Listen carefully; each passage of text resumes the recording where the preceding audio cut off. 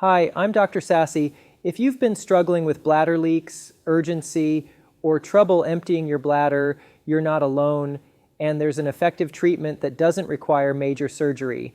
It's called Neuromodulation Therapy, and it works by gently sending electrical pulses to the nerves that help your bladder function properly.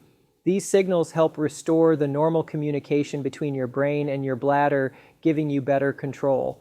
There are two main ways we deliver these signals. One uses a wire near the lower back called sacral nerve stimulation, where the nerve that controls your bladder sits. The other is a smaller needle placed near your ankle, which sends signals through a different nerve that also connects to the bladder.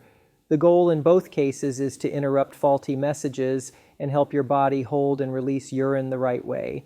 It's a safe, FDA-approved option for many people, especially when medications haven't worked. And the best part?